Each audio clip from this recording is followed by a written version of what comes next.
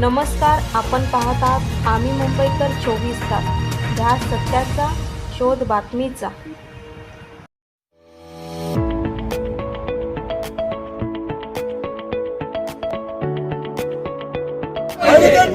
झालंच पाहिजे, कुटुंबाला गव्हर्नमेंट आर्थिक सहाय्य केलेच पाहिजे, कुटुंबाला गव्हर्नमेंट आर्थिक सहाय्य केलेच पाहिजे।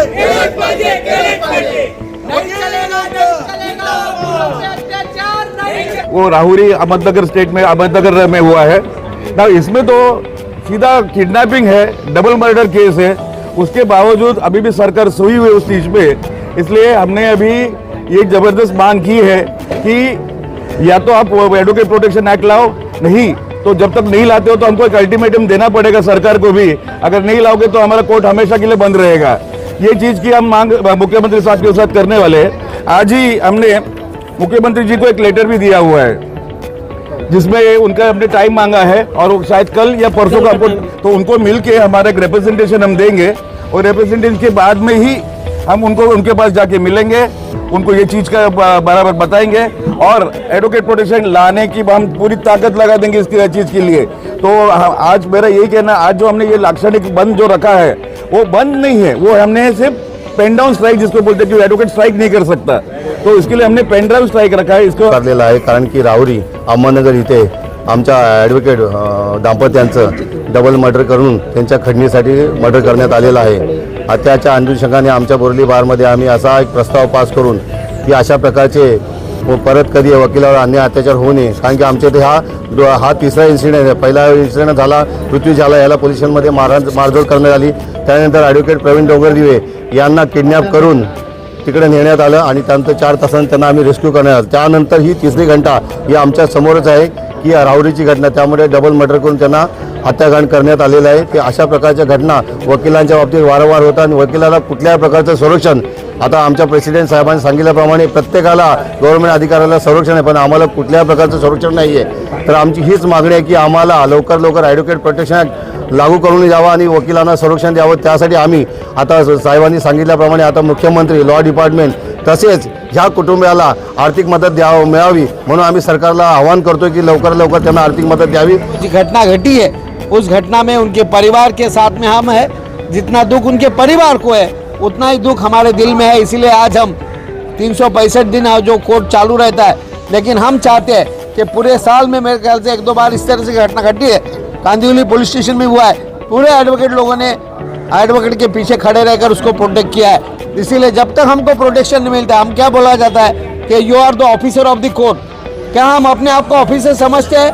कोर्ट के प्यून होता है, एक झाड़ू वाला होता है, उसको भी कानून के तहत सरकारी दर्जा दिया जाता है और हम लोग पूरा पेशे में ऑफिसर ऑफ द कोर्ट हमको समझा जाता है। उस ऑफिसर के ऊपर एडवोकेट प्रोटेक्शन एक्ट में उसके ऊपर कोई हमला करता है तो उसको भी एक सरकारी वकील की तरह उसको मानना चाहिए हर एडवोकेट को कि वो स्टेटस है, वो अपनी जिम्मेदारी निभाता है, कोर्ट को सच्चाई बताता है।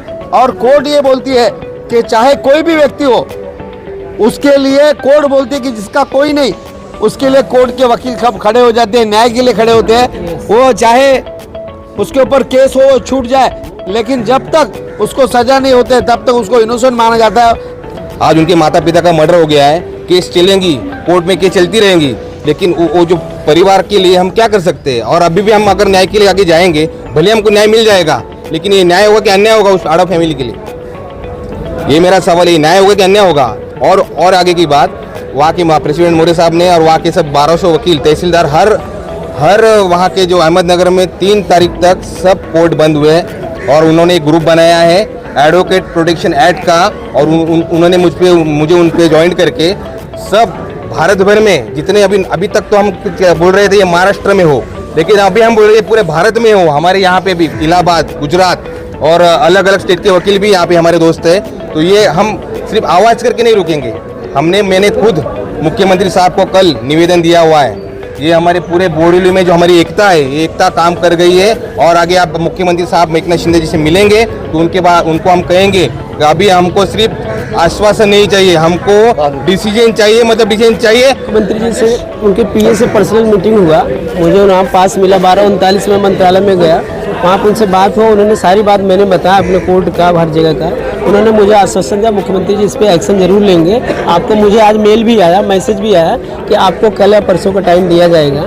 तो कल परसों हमारे जितने वकील बंधु हैं यहाँ पे, मैं सबसे रिक्वेस्ट करूँगा सब लोग चलिए मुख्यमंत्री से, ये जो आए दिन घटना घट रही है इस पर निष्कासन होना चाहिए, क्योंकि हम हर एक दूसरे महीने तीसरे कुछ कार्यक्रम चालू है। मुख्यमंत्री से मिला, राज्यपाल साहब के यहाँ भी मीटिंग हुआ मेरा, और लॉ एंड जुडिशरी में हुआ, उन लोगों ने टाइम दिया है। आप अपने रिप्रेजेंटेटिव जैसे मोरे साहब हमारी कमेटी है, सब लोग आप बुलाया है, वो लोग चलेंगे साथ में मीटिंग करके, जो भी निर्णय होगा वो अगर कुछ हम हला भला करते ठीक है, नहीं होगा तो हम लोग आगे जाएंगे। आम्ही मुंबईकर 24 तास या ऑनलाईन न्यूज चॅनलला सबस्क्राईब करा, शेअर करा, लाईक करा, बेल आयकॉनचे बटन क्लिक करण्यास विसरू नका।